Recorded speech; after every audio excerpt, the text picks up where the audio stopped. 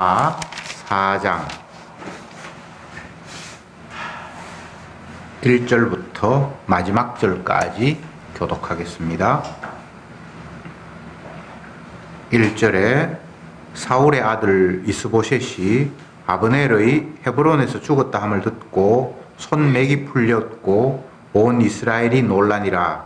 사울의 아들 이스보셋에게 장대 사람이 있으니 하나의 이름은 바하나요 하나의 이름은 레갑이라. 너는 접속 베롯 사람 림몬의 아들들이라.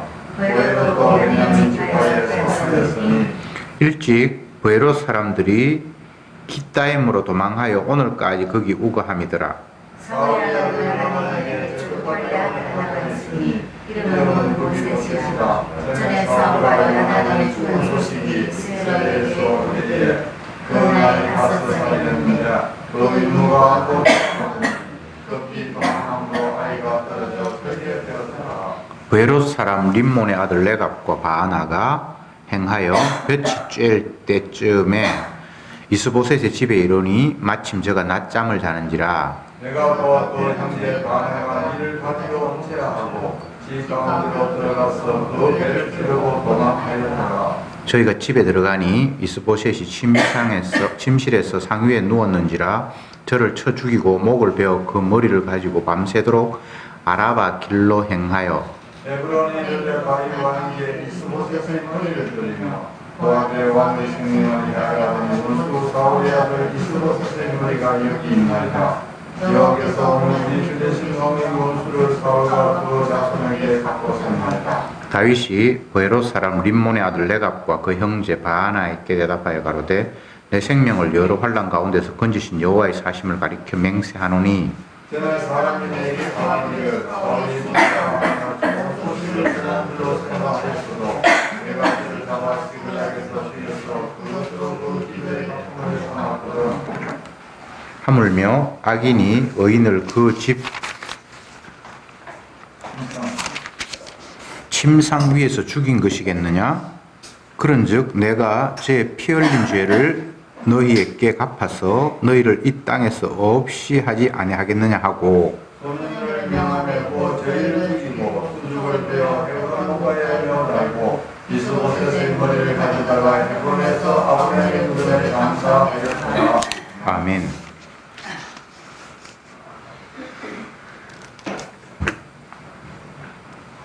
아브넬은 이제 사울의 군대 장관이었는데 다윗에게 항복을 했고, 그런데 다윗의 신하가 그를 이제 죽였잖아요. 요 소식이 사울의 아들 이스보셋에게 전해졌습니다.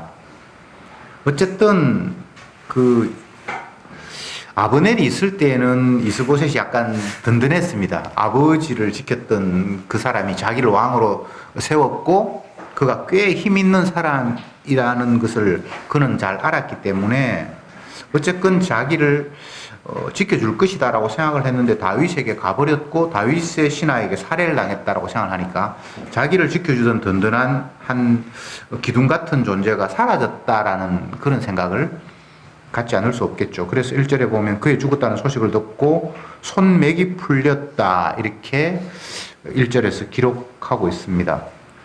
그 말은 그만큼 그를 의지했고 그를 믿었다라는 그런 의미가 있겠죠. 만약 믿지 않는 사람이라면 죽었으면 죽었지 굳이 뭐 손맥이 풀렸다 이런 말 할 것도 없고, 그렇다고 해서 이 이스보셋이 아브넬을 뭐 사랑하는 그런 관계는 아니고요. 어쨌든 아버지 때부터 그 든든한 군대 장관이었고 아버지가 죽고 난 이후에 자기를 왕으로 이제 옹립을 했던 사람이니까 약간은 의지를 했는데 그가 죽었다는 소식을 듣고 맥이 풀렸다. 이런 모습을 보면 이스보셋이라는 인물은 전혀 신앙적인 모습을 찾아볼 수 없다 이렇게 판정할 수 있겠죠. 사람을 의지했고 그 의지했던 사람이 살해당했다는 소식을 듣고 손에 맥이 풀렸다. 여기에는 전혀 신앙적인 어떤 흔적들은 찾아볼 수가 없습니다. 그런데 또 재미있는 것은 그 이스보셋을 보좌했던 또 두 군장이 여기 보면 바하나와 레갑이라는 형제가 이제 그를 지키고 있었는데 아브넬이 저쪽에 망명했다가 죽어버렸다. 그러니까 점점 더 대세가 자기가 섬기는 이스보셋에게서 저쪽 왕으로 넘어간다는 사실을 감지하고는 이 형제가 왕의 침실, 그 이스보셋이 사실 왕도 아니지만 어쨌든 사울왕의 아들의 침실에 가서 그가 잠자고 있는 걸 이제 살해를 하고 그 목을 잘라서 다윗에게로 갑니다. 그래서 다윗에게 왕에게 왕이여 당신의 원수를 우리가 처치하고 이렇게 목을 가지고 왔습니다 라고 하니까 다윗이 분노를 하면서 옛날에 사울왕을 어떤 놈이 죽였다고 해서 자기는 나에게 상을 받을 줄 알았는데 내가 그를 처치했다. 너도 오늘 똑같이 당할 것이다 하면서 그를 살해하라고 명령해서 죽였다. 뭐 이런 이야기들이 오늘 본문에 기록되어 있습니다. 계속 죽는 이야기가 연결됩니다. 근데 여기서 자세히 보면 차츰차츰 사울에 관계되었던 사람들은 사라지는 모습으로 그 죽음이 기록되어 있습니다.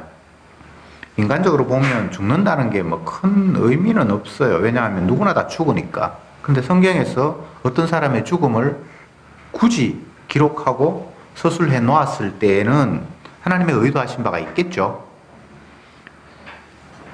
사무엘 성경이 펼쳐지면 사무엘 인물이 태어날 수 없는, 엄마가 아이를 낳을 수 없는 그런 과정에서 아이가 태어났다. 근데 그 아이는 태어날 때부터 나실인이었고 그는 하나님 일을 하기 위해서 정말 제사장다운 제사장, 선지자다운 선지자의 역할을 할 것이다. 그 당시에는 제대로 선지자 같은 사람이 한 사람도 없었고 나라가 오합지졸이고 엉망진창이었던 그 상황에서 하나님이 사무엘을 보내잖아요.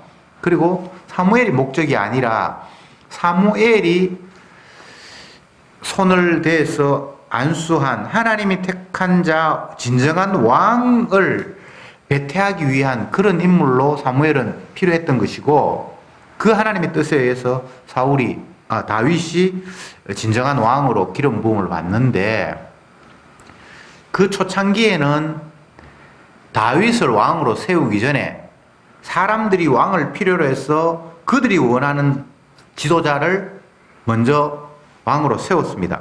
그러니까 인간이 원하는 왕 사울, 그 뒤에 하나님이 원하는 왕 다윗, 구도가 이렇게 됐잖아요. 지금까지 계속 우리는 그걸 반복해서 말씀을 통해서 확인을 했는데 그 하나님의 만든 구도가 구체적으로 어떻게 확정이 되고 완성이 되는가를 이제 우리는 이 과정을 통해서 계속 확인하는 거예요. 그래서 사울의 편 사람이 한 사람 한 사람 죽어가는 걸 성경이 기록하면서 내가 세운 왕이 진짜 왕답고 이가 나의 뜻을 행하는 거야. 인간 너희들이 원하는 왕 이건 나의 걸림돌이야 라고 하면서 하나님이 하나하나 제거해가는 과정을 성경이 기록하고 있다. 이렇게 이해하시면 됩니다. 구약은 신약과 달리 역사적으로 표면적으로 드러나는 사건들을 통해서 하나님의 뜻을 계시하고 전합니다. 신약은 더 의미가 깊어져서 외형적으로 드러난 성공이 아니라 반대로 나약하고 부족한 모습 속에 하나님의 함께 하심을 드러냈어요. 이게 이제 차이가 있어요. 이걸 잘 분별하지 못하는 사람들은 구약의 말씀을 그대로 신약으로 끌고 와서 봐라 이게 복이잖아 이렇게 우기는 사람도 없지 않아 있습니다. 예를 들면 그 생명이 장수하고 그 재물이 풍성한 자 하나님께서 복받은 자다라고 구약에서 이야기를 한다면 신약에 그걸 그대로 끌고 와서 어리석은 부자가 주님 내가 무엇을 하면 영생을 얻을 수 있겠습니까? 라고 아주 이게 자신만만하게 큰 소리 치잖아요. 그건 자기는 이미 구약적인 근거로 해서 부자가 됐으니까 말씀에 순종해서 받은 복이니까 그에 대해서는 내가 자신감이 있습니다라는 그런 식의 태도를 취하죠. 근데 주님은 뭐라고 이야기하십니까?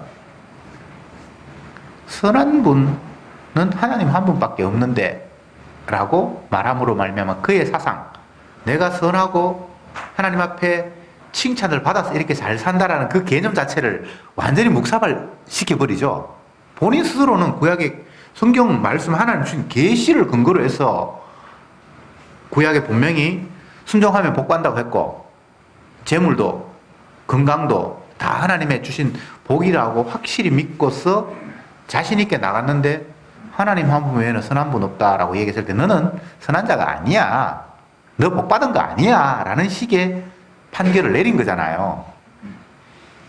이게 우리가 쉽게 성경에서 하나님의 편에 서서 예수님의 편에 서서 해석을 하니까 뭐 아무 문제가 없는 것 같은데 구약을 굳게 붙들고 그것이 오직 하나님 뜻이라고 알고 있는 사람의 입장에서는 오히려 예수님의 그 평가가 이상한 거예요. 맞잖아요. 분명히 신명기의 말씀에 율법에 순종하면 복을 받고 들어가도 복을 받고 나가도 복을 받고 또 빤주 그릇이 복을 받고 뭐 그 자녀가 뭐 번성할 것이고 땅을 차지할 것이고 분명히 이 땅에서의 가시에게 넣었던 번성과 남들이 부러워하는 것들을 복이라고 약속을 했잖아요. 그런데 신약에 넘어오면 예수님이 이 땅에 복 받을 사람은 아무도 없다. 선한 분 하나님밖에 없다. 너 복 받아서 잘 사는 거 아니야. 그리고 네가 잘 사는 그건 복하고 상관이 없어라는 식의 평가를 내렸단 말이죠. 예수님이 이상한 거예요. 그 부자 청년이 이상한 게 아니고. 이래서 성경이 선악과를 따먹은 인간의 안목과 판단으로는 해석이 안 되는 거예요. 일관성이 없잖아요. 이렇게 하는 것이 복이다라고 이야기했으면 그게 끝까지 지속돼야 되는데 예수님이 와서는 정반대로 이야기를 하잖아요. 가난한 자가 복이 있나니, 애통하는 자가 복이 있나니, 굶주리는 자가 복이 있나니 이렇게 산상설교에서 이야기를 하고 있잖아요. 그럴 때 그 말씀을 들은 그 당시에 율법을 좇으면서 그 율법에 철저히 순종하면서 모든 생각을 굳히고 있는 그 사회 전체가 그런 그 의식으로 모든 것들이 짜여져 있는 그 상황에서 정반대의 복을 이야기했을 때 얼마나 혼란스러웠겠어요. 여러분 그렇지 않겠습니까? 그러면서 정작 예수님은 우리 아버지가 하나님이다. 아버지 뜻을 받아서 내가 이 땅에 왔다라고 이렇게까지 이야기를 했으니까 아예 상관이 없으면 반대로 이야기하네 나쁜 놈 하면서 쉽게 물리칠 텐데 본인이 아버지가 보내서 이 땅에 왔고 나는 아버지 뜻을 행하고 있다라고 이야기하면서 아버지가 말씀하셨던 구약의 그 이야기와 정반대 이야기를 하고 있으니까 이게 얼마나 혼란스럽겠냐고요. 너무 우리가 쉽게 성경을 생각을 하는데 그게 쉬운 게 아니에요. 유대인들이 멍청한 사람들이 아닙니다. 그냥 예수님과 반대되는 이야기를 하니까 나쁜 놈이고 멍청하다고 우리가 그냥 일방적으로 규정해버려서 그렇지 이 서기관 바리새인들이 아니면 구약에 나타난 예수님 앞에 나타나서 뭐 이렇게 저렇게 이야기하고 묻고 하는 사람이 IQ 낮은 사람들 아니에요. 아주 똑똑한 사람들이에요. 우리보다는 훨씬 더 최소한 똑똑한 사람들이에요. 그럼에도 불구하고 정반대의 예수님과는 생각을 가졌고 공격의 대상이 되었고 저주의 대상이라는 사실이 발각됐을 때 얼마나 황당하겠습니까? 그들이 자기 생각으로 그런 이야기를 내뱉은 게 아니고 구약의 모세 율법을 가지고 철저히 거기에 근거해서 생각하고 주님 앞에 말했는데 하나님의 아들이라는 사람이 그거 아니야 라고 부정해버렸다니까요. 결론적으로 말씀드리면 인간은 하나님의 말씀을 읽고 해석하고 판단하는 능력이 없어요. 그렇게 생각하면 됩니다. 이걸 이렇게 말씀하시면 이건 당연하지라고 생각하는 그 당연함이 엉터리라고요.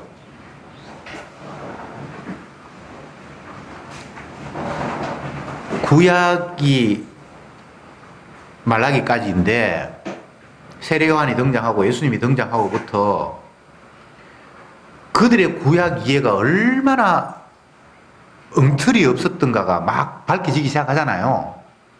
그러다가 복음서가 지나고 난 후에 예수님이 돌아가시고 난 후에 이제 사도 바울 같은 사람이 복음서를 넘어서서 서신이 이제 막 펼쳐지는데 거기에 보면 율법을 정확하게 해석하는데 구약의 그 율법들은 지켜서 복 받는 식으로 해석하는 너희들이 바보다. 그건 모든 사람들이 죄 안에 갇혀 있고 그 누구도 하나님의 말씀 앞에 온전한 사람이 없다라는 것을 보여주기 위해서 주신 말씀이다. 이렇게 전혀 다른 식의 해석을 하잖아요. 이건 이미 주의 영을 받았기 때문에 제대로 된 해석이죠. 그러나 그 해석이 오기 전에는 누구나 다 지키면 복 받고 못 지키면 저주 받는다라고만 생각을 했지, 그게 누구도 지킬 수 없어서 저주 받을 수밖에 없다라는 상황으로 몰고 가는 거다라고 구약의 말씀을 이해할 사람은 아무도 없었던 거예요. 바꿔 이야기하면 성경은 어려운 것이 아니라 죽었다 깨나도 인간의 아이디어로는 해석이 불가한 거예요. 그래서 성령이 아니고서는 영으로 기록된 말씀을 이해할 수 없다라고 아예 못 박았어요. 영을 받은 사람이 하는 이야기가 그런 이야기예요. 그런 관점에서 다시 본문으로 돌아갔어. 어떤 사람이 죽는다라는 이야기가 계속 나와요. 뭐 그게 살해됐든 어떻게 됐건. 3장에서는 사울의 군대 장관이었고 나중에 다윗에게 망명을 했던 아브넬이 죽었고 살해당했죠. 오늘 본문에서는 사울의 아들 이스보셋이 그 밑에 있는 신하에게 살해를 당했고, 그를 살해한 사람이 다윗에게 와서 당신 원수 내가 죽였습니다, 잘했죠? 라고 하니까 다윗이 그를 또 죽였고, 계속 뭔가 이게 죽는 사람들이 나오잖아요. 죽는 일이 이상합니까? 모든 사람이 죽잖아요. 그 말은 맞는데 성경에서 어떤 사람이 특정하게 죽었다라고 기록했을 때는 그냥 평범하게 죽는 그런 모든 사람이 다 죽으니까 그런 의미하고 다른 의미가 있다는 거잖아요. 그 다른 의미라는 게 무엇인고 하면 하나님이 선택한 다윗은 주님께서 이렇게 지키시고 보살피시는 모습을 보이는가 하면 반대로 사울의 편에 선 사람들은 이건 인간의 선택이죠. 점점 더 쪼그라 들어간다라는 걸 가시적으로 설명한다는 거예요. 신약에는 이거 다릅니다. 더 의미가 깊어져서 가시적인 것에서 오히려 숨겨져요. 가난한 자가 복이 있다 그러고 오히려 일찍 죽는 자가 복이 있다 그러고. 예. 그러니까 신약적인 의미 말고 구약적으로 가시적으로 번성하고 성장하고 뻗어나가고 반대로 한쪽으로 쪼그라들고 이 모습을 성경이 기록하고 있습니다. 그런데 이게 또 재밌는 것은 요나단의 아들 머비보셋이라는 인물을 살짝 거론하고 지나가요. 요나단은 아버지 사울과 함께 블레셋 전쟁에서 이제 같이 죽죠. 그 죽었다는 소식을 듣고 어린 그 아이 머비보셋을 데리고 있는 유모가 이제 왕이 죽어버렸으니까 이 왕자가 어떤 일이 벌어질지 모르니까 아마 숨기려고 빨리 데려가는 과정에서 그때 5살이었는데 뭐 떨어져서 다리가 이제 쩔뚝발이가 되었다라고 성경에 기록하고 있는데 요 이야기를 여기에 살짝 집어넣는 거예요. 막 죽였다라는 이야기 속에. 그것은 또 다른 다윗의 마음을 성경에서 표현해 주려고 하는 그런 의도로 그게 삽입이 됐습니다. 이 사람은 분명히 사울의 아들이잖아요. 근데 다윗이 요나단의 아들이요. 죄송합니다. 요나단의 아들이거든요. 그럼 어쨌든 사울 계열이잖아요. 그런데 다윗이 이가 죽을 때까지 왕자처럼 보살피고 하는 그런 장면이 이제 앞으로 이제 계속이 나와요.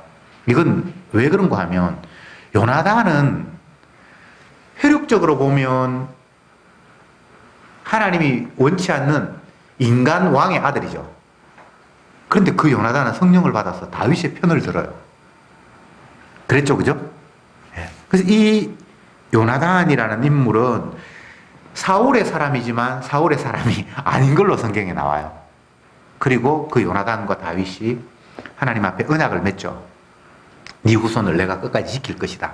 근데 그걸 이제 또 보여주기 위해서 요 인물들을 살짝 언급을 하고 있어요. 오늘 본문에서는 길게 그 이야기가 안 나옵니다만 뒷부분에 보면 이제 머비보셋이라는 인물이 종종 나와요.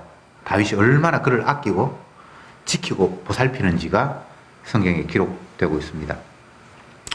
어쨌건 성경은 두 종류의 인물을 계속해서 우리에게 보여주고 있습니다. 인간 편에 서서 내 지혜와 내 능력으로 살아보겠다고 하는 그런 한쪽의 무리와 또 한쪽은 나의 개인적인 어떤 상황과 상관이 없이 주님 앞에 이끌려서 살아가는 사람의 모습을 보여주고 있습니다. 오늘 본문에서는 사울의 아들 머비보셋, 그가 예? 아, 죄송합니다. 이스보셋이 아니라 머비보셋. 죄송합니다. 사울의 아들 이스보셋이라는 인물이 아버지 때부터 군대 장관을 했고 아버지가 죽고 난 후에 자기를 왕으로 세웠던 그가 다윗에게 망명을 가서 살해당했다는 소식을 듣고 맥이 풀렸다.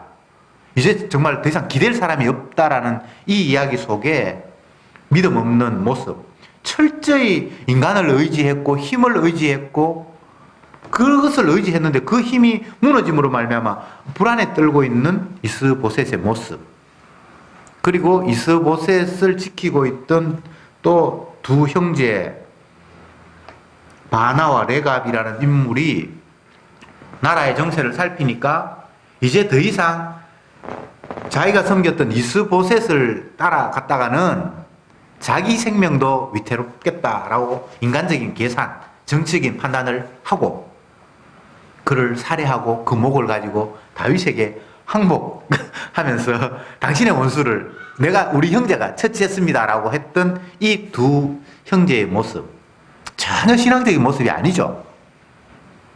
대부분 인간들은 이렇게 살아가요. 성경에서 나쁜 인물이라고 이렇게 찍어 놓으니까 우리는 쉽게 아이 나쁜 놈이네, 지사한 놈이네 이렇게 우리가 마음이 들 수 있는데 일상 가운데서 우리는 늘 이런 식으로 살아가요. 이스보셋이 군대 장관이었던 아브넬이 죽었다는 소식을 듣고 맥이 풀렸다. 우리는 안 일으켰어요? 든든하다고 생각하고 나를 지켜준다고 생각하는 그 누가 갑자기 힘을 잃었고 모든 것이 끝이 나버렸다라고 생각할 때 이런 마음 안 들겠냐고요. 또 레갑이나 바나라는 사람이 자기가 섬기는 그 사람이 신형 떠오르는 그 강자, 모든 백성들이 추앙을 받는 그 다윗 왕의 원수였다고 생각을 하면 내가 여기 계속 머물러 있다가는 앞으로 어떤 화를 당할지 모르겠다. 그래서 물론 죽이는 것까지는 안 하더라도 저쪽으로 망명 갈 수도 있잖아요. 예. 이 사람들이 특별히 나쁜 사람들이 아니에요.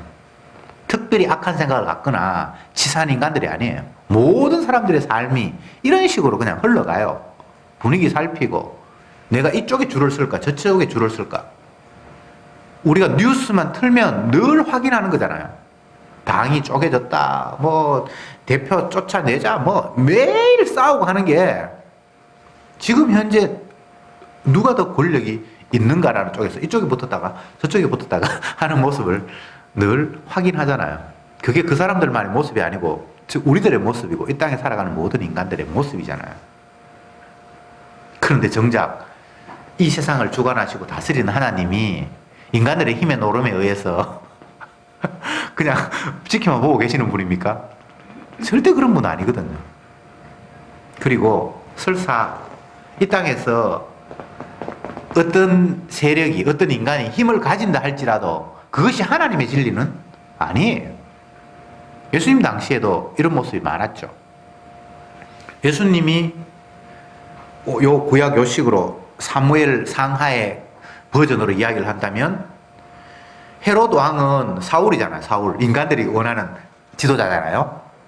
그리고 하나님이 세운 다윗은 예수님이잖아요. 신약으로 이야기하면 예수님이 왕으로 태어났는데 그 왕으로 태어났다는 소식을 점점점 퍼뜨리는데 외국에서 별을 연구하는 천문학자들이 찾아와서 동방박사로 성경이 되어 있는데 그 사람이 이 나라의 왕으로 태어나신 분이 어디 있느냐, 우리가 경배하려고 별을 보고 이 땅에 왔다. 희한한 일을 주님께서 조성을 하시죠. 가짜 왕에게 헤롯에게 진짜 왕이 태어났다라는 식의 소문을 퍼뜨리기 시작한단 말이죠. 헤롯은 그 유대 땅에서 교육을 받았으니까 메시아가 이 땅에 왕으로 오신다는 이야기를 그 정도는 알고 있는데 그 왕이 왔다라는 소문을 퍼뜨리니까 얼마나 불안합니까? 그러니까 권세를 가진 헤롯이 힘없는 진짜 왕 예수님을 죽이려고 하잖아요. 그래서 3살 이하를 뭐 다 죽이고, 그때 예수님은 애국으로 피신을 가고, 그리고 요 모습이 지금 사무엘의 모습하고 그대로 닮아 있잖아요. 인간이 원하는 사울이 왕이 되었고, 근데 연약한 다윗을 하나님이 기름 부어 왕으로 세웠고, 근데 그 당시에는 사울의 힘이 다윗의 힘보다 훨씬 더 컸으니까, 그래서 그를 죽이려고 하고 도망 다니고, 그리고 요 모습이 구약에는 뭐 그냥 이런 일이 있었는갑다라고 우리가 흔히 넘길 수 있겠지만, 모든 성경은 예수님을 이야기하기 위해서 기록된 거잖아요. 그렇죠? 그래서 요 모습은, 다윗의 모습은 예수님의 모습을 미리 보여주는, 지가 선택해서 그런 건 아니고 하나님께서 그를 그런 식으로 언약의 사람으로 활용하고 계시는 거예요. 쉽게 말씀드리면 주님 앞에 붙들리지 않은 인간은 다 이 사울의 계열에 의해서 힘을 보고 이쪽으로 붙었다가 저쪽으로 붙었다가 하면서 그냥 살아가요. 자기를 지키는 사람이 죽었다 그러면 그게 맥이 풀리고 두려워하고, 또 내가 섬기는 사람이 힘이 전혀 없다 그러면 포기하고 절로 가고, 그냥 모든 인간이 다 그래요. 그걸 이상하게 생각하지 마세요. 그런데 그렇게 살지 않는 인물이 성경에 나오는 거예요. 여기 이제 주목을 해야 돼요. 이 사람은 왜 이런 식으로 살아가지? 인간적으로 생각해 봅시다. 다윗에게 자기가 섬겼던 왕의 목을 잘라서 가져가서 당신의 원수의 목을 가져왔습니다라는 그 사람의 입장에서 만약 다윗도 똑같이 생각하고 있다면 그 사람을 환영해야죠. 그렇잖아요. 평생을 자기의 원수가 되었던 그 사람의 목을 가지고 왔으면 고맙습니다, 환영해야 되잖아요. 상을 줘야 되잖아요. 그런데 다윗이 그렇게 행동하지 않고 정반대로 그를 죽이라고 하거든요. 이게 이상하다고. 이게 정상이 아니라고. 요게 대해서 우리가 생각을 해봐야 된다고요. 왜? 자기를 도우려고 하는 사람, 자기의 원수를 목을 자르고 이제는 내가 당신의 편에 들겠습니다라고 온 그 사람을 하나님의 원수라고 죽이는 그런 일을 왜 해야 되냐고요. 정치적으로 이렇게 만약에 이런 식으로 행동한다면 다윗에게 사람이 안 모일 겁니다. 그렇죠, 그죠? 그렇지 않아요. 인간적으로 이게 이상한 행동이에요, 다윗이. 이게 언약을 읽고 언약에 끌려서 살아가는 사람의 모습이 이 땅에서는 이런 식으로 이상하게 보일 뿐이에요. 예수님이 이 땅에 오셨어. 동방박사들은 성경도 모르고 아무것도 모르는데 왕으로 이 땅에 태어난 분이 계시다라고 하는 거예요. 그 이상하잖아요. 그런데 그 예수님 당시 유대 사회에 성경을 연구하고 했던 수많은 사람들이 예수님을 왕으로 인정할 만한 무엇이 없었어요. 왕이 태어난다고 하면 왕궁에서 태어나는 것이 정상이지 이렇게 생각을 했다든지, 하나님의 아들이 말이 살고 있는 구유에서 태어났다? 이런 게 이해가 안 되는 거예요. 아무도 예수님의 이 땅에 오심, 언약에 의해서 하나님이 자기 뜻을 실천하는 그 과정을 이게 하나님이 하시는 일이라고 볼 수 있는 무엇이 없다 이 말이죠. 인간적인 관점에서 보면. 그런데 몇몇 사람들, 광야에서 양을 치고 있던 목동이 천사가 나타나서 베들레헴 구유에 하나님의 아들이 태어났다라는 소식을 천사를 통해서 전해봤잖아요. 목동은 신학 박사도 아닙니다. 제사장도 아니고 뭐 서기관도 아니고 아무것도 아니에요. 근데 그 목동이 천사에 의해서 메시아가 태어났다는 소식을 듣고는 거기 가서 경배했다는 이야기가 나오거든요. 여기서 우리 한번 생각해 봅시다.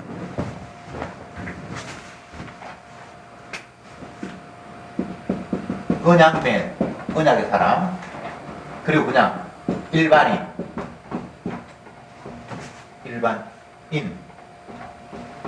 오늘 본문에서도 뭐 이스보셋이나 또 이스보셋을 보호자했던 바나나 레갑이나 이런 사람들 그냥 일반인이에요.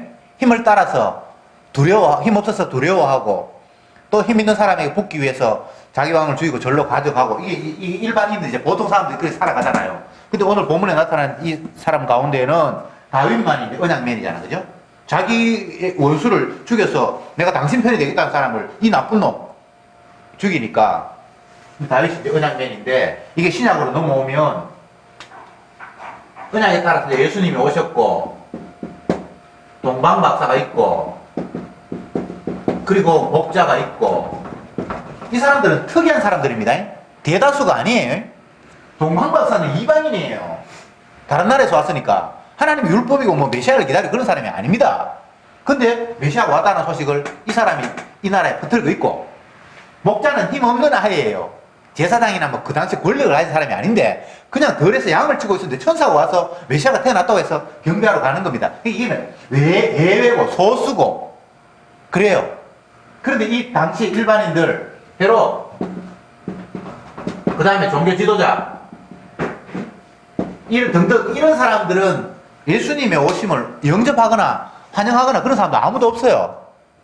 오히려 죽이려고 하고 헤로드 왕은 죽이려고 하고 그럼 다른 유대인의 왕으로 나실 리가 왔다라고 동방박사가 이야기하고 그 소문을 퍼뜨리고 헤로드 왕은 예루살렘에 있는 2살 이하를 다 죽이고 했을 때 종교 지도자들도 뭔가 지금 일이 일어나고 있다는 걸 다 알았겠죠. 인지했겠죠. 그런데 그들이 예수님을 영접했다는 흔적이 성경에 나옵니까? 없어요. 이런 성경을 보면서 우리가 생각해야 될 것이 언약을 이해하고 하나님의 언약 편에 선다라는 것 자체가 인간으로는 이게 안 된다라는 걸 우리가 생각을 해줘야 돼요. 이 사람들이 멍청한 사람들이 아닙니다. 목동이 똑똑하거나 동방박사가 똑똑하거나 그런 게 아니에요. 똑똑해서 될 문제가 아니에요. 은혜가 임하지 않으면 그 누구도 언약의 편에 설 수가 없어요. 이걸 다르게 표현하면 성령이 아니고서는 예수님의 죽음, 십자가의 의미가 우리에게 은혜로 다가올 수가 없어요. 십자가의 도가 구원 얻는 자에게는 그게 하나님의 은혜로 들리지만 그렇지 않은 사람들에게는 어리석게 들리는 거예요. 왕이 하나님의 사람이 이 땅에서 힘없이 죽어버렸다. 그러면 그건 하나님의 아들이 아니지. 이게 보편적인 인간들의 생각이잖아요. 다 사람들이 그렇게 생각했어요. 그래서 십자가의 도가 어리석게 들리는 거예요. 은혜 없는 사람들에게는. 그러나 은혜가 임한 사람들에게 그게 유일한 우리에게 생명이 된다는 걸로 들린다는 거예요. 그래서 저와 여러분들은 우리 자신의 경험, 지혜, 판단력 이런 걸 가지고 선이다, 악이다, 뭐 이게 참이구나, 이게 진리구나라고 판단할 재주와 능력이 없는 자라는 사실을 늘 인식해야 돼요. 주님의 은혜가 아니면 안 돼요. 믿음을 선물이라고 하잖아요. 그 말이 뭡니까? 안 주면 못 받는다는 거예요. 주는 분이 있어서 받을 수밖에 없다는 거예요. 믿음이라는 것이. 예수를 믿는다. 언약의 편에 섰다. 내가 하나님의 언약을 조금이나마 깨닫게 되었다라는 것은 이건 뭐 우리의 경험이나 지식이나 노력이나 그 어떤 것도 안 되는 거예요. 예수님 당시에 서기관 바리새인 이런 사람들 노력 안 했을까요? 아이고 아니에요. 그들은 한 사람 구원하려고 바다 건너까지 가서 전도한 사람이라고 성경에 이야기하고 있잖아요. 너희들이 열심히 그들과 같이 그만큼 안 되면 천국 못 간다고 예수님께서 이야기하신 이유가 그들은 이 세상에 그 누구보다 노력하는 사람이라는 걸 인정하는 거예요. 그런데 영접을 못하고 언약을 이해 못하고 십자가를 배척할 수밖에 없는 반대편에 섰다는 게 성경의 이야기잖아요. 다시 말씀드리지만 예수 믿는다는 것은 십자가를 기쁨으로 받아들인다는 것은 인간의 입장에서는 안 되는 일이에요. 그런데 그게 기쁨으로 다가왔다. 그러면 우리의 능력이 아닌 다른 데서 그 은혜가 온 거예요. 오늘 본문에 나타난 다윗은 지정신으로 이런 행동하는 게 아니에요. 언약의 사람으로 언약이 지금 붙들려 있다는 걸 제가 말씀을 드리는 거예요. 예. 오늘날 뭐 과학이 이렇게 발전하고 뭐 희한한 게 다 있어요. 내가 텔레비전 보다 깜짝 놀란 것 중에 하나가 요즘 뭐 송가인이라는 트로트 가수가 텔레비전만 틀만 나오더만요. 거기에 이제 이 사람이 전국을 돌아다니면서 뭐 이렇게 노래도 부르고 하는 그런 프로그램이었는데 자기 고향 진도 마을에 갔었어요. 그랬는데 막 요즘은 거기가 관광 코스가 그 그 송가인 집을 돌아다니고, 원래 진도도 이쁘긴 이쁘지만 진도에 갔는데 그 송가인 집이 관광 코스가 돼 있어요. 그래서 거기에 가가지고 그림으로 된 송가인 이렇게 뭐 옆에 서 있어 이렇게 사진도 찍고 하는 그게 이제 관광 코스가 돼 있는데, 그게 가서 막 자기 집에서도 노래하고 하는데 동네 이장이라는 사람이 그 집에까지 찾아와가지고 이제 송가인 노래하고 촬영하고 이제 불쑥 들어오더라고요. 그 나중에 알고 보니까 이제 이모부래. 그래서 동네 이장이기도 하고 이모부기도 하고. 그래서 이제 무슨 이야기를 했는가 하면 그 사회자가 붐이라는 애가 이장님 오셨는데 그러면 오늘 이 동네에 광고를 해가지고 공터에서 모여서 한번 노래 잔치를 하면 어떻겠냐 그러니까, 아 그러면 내가 방송을 해야 되겠네. 그러니까 빨리 가서 방송하라 그러니까, 아니 가서 방송할 거 없다고 핸드폰을 뚝 들고 뭐 어떻게 해가지고 그냥 나 이장입니다 동네 여러분 어쩌고 해가지고 방송이 다 되는 거예요. 아 제가 깜짝 놀랐어요. 시골에 그 할아버지가 그걸 할 줄 아는 거예요. 오늘 세상이 정말 뭐가 대단히 발전해도 대단히 발전한 거예요. 집에서 핸드폰 들고, 아니 집 밖에서 핸드폰 들고 뭘 조작해가지고 집 안에 있는 기계 어떤 것들을 작동을 하는 그런 시대가 됐잖아요. 여러분 그런 작동 잘 못합니까? 그 시골 할아버지가 그 이장이 내가 볼 때 한 70 됐겠던데 그런 거 해요. 몰라서 그렇지 우리가 이 땅에 있는 문명의 이기들을 활용을 한다면 별별 일이 다 일어나요. 드론이 장난감인 줄 알았더니만 이번에 사우디에 석유 시설을 다 파괴해버렸어요. 엄청나게. 그래서 지금 석유가에 폭등을 하고 전 세계가 지금 난리가 났는데 드론이 장난하는 것 같잖아요. 예. 내가 지난번에도 그 누구야 집사님 아들내미가 배집사님 저 집에 가가지고 드론 가지고 노는 걸 보면서 재밌어 했는데 그 드론이 엄청난 무기가 되고, 제가 지금 무슨 이야기를 하고 있는가 하면 인간의 입장에서 인간은 대단하게 똑똑하고 엄청난 일을 지금 벌이고 있고 뭐 하여튼 그래요. 그런데 그런 인간이, 그런 지혜를 가진 인간이 언약을 모른다니까요. 그렇게 열심히 공부하고 과학을 연구하고 막 엄청난 일을 벌이고 있는 인간이 하나님이 말씀하신 이 계시의 말씀을 전혀 이해를 못한다고요. 놀랍지 않습니까? 그래서 저들은 성경을 보면서 날마다 그걸 깨달아야 돼요. 내가 똑똑한 사람도 아니지만 어쨌든 이 문명 사회에서 사람들이 옳다고 하고 진리라고 하고 이런 그 시선을 가지고는 하나님의 말씀을 전혀 이해하지 못하는 까막눈이구나. 그래서 우리는 주님의 능력을 기대할 수밖에 없어요.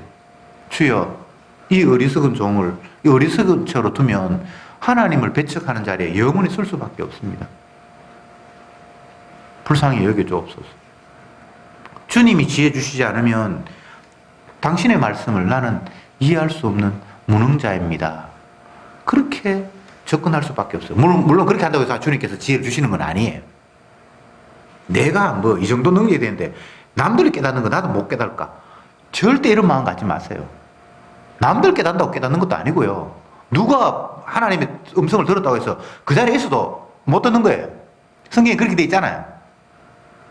이건 시간적으로도 공간적으로도 같이 있다고 해서 되는 게 아니고 한 배에서 태어난 아들이라고 해서 똑같은 게 아니고 가인과 아벨이 나누어지고 이런 거 보면 부부라고 해서 되는 것도 아니고 같은 장소에 있어도 되는 것도 아니고 같은 들어도 되는 것도 아니고 되는 게 아무것도 없어요.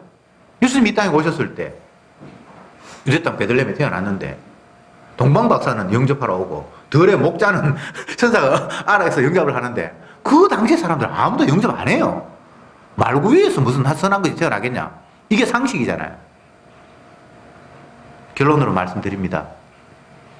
우리는 언약 모릅니다. 십자가를 알 수가 없어요.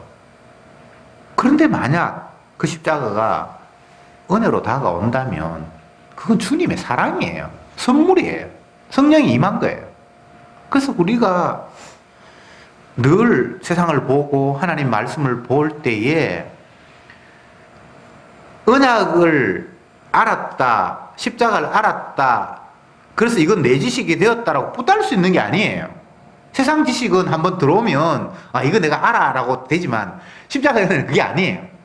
성령의 임함을 바람과 같다라고 했을 때 바람이 어디서 와서 어디로 가는지 알지 못함 같이 이렇게 표현해놨어요. 이거는 붙들 수 있는 게 아니잖아요. 경험했다고 해서 이건 내가 확실히 아는 거다라는 게 그게 안 된다는 거예요. 그래서 우리는 죽으나 깨나 주님의 긍휼을 기다릴 수밖에 없어요. 다윗이 이야기하잖아요. 성신을 내게서 거두지 마옵시고 눈물을 흘리며 기도하기를. 내가 그동안 수많은 경험했습니다. 골리앗 이겼고요. 그 다윗은 수많은 경험을 했어요. 성령이 함께 하심을 경험을 했어요. 모르겠어요, 그 사람이. 그런데 정작 본인에게는 주님이 그것을 새롭게 또 깨닫게 해주시지 않으면 다 날아가 버려요. 그래서 성신을 내게서 거두지 마옵시고라고 눈물로 기도하고 있는 거예요. 성도는 이 마음 말고는 하나님 앞에 가질 마음이 아무것도 없어요. 내 이거 했잖아요. 그거 안 통해요. 내 그때 경험해서 이제 압니다. 그것도 안 통해요. 순간순간 주의 영이 주님이 선물로 해주셔서 깨닫게 하실 때만 깨달을 수밖에 없다는 것이 성경의 결론이에요. 그래서 우리는 죽었다 깨라도 나는 안 되고 그분을 겸허한 마음으로 의지할 수밖에. 주여 불쌍히 여겨주옵소서. 불쌍히 여겨주옵소서. 성신을 내게서 거두지 마옵소서. 그럴 때 그 모습이 주님이 기뻐하시는 주님 앞에 영광 돌리는 모습에 기도합시다.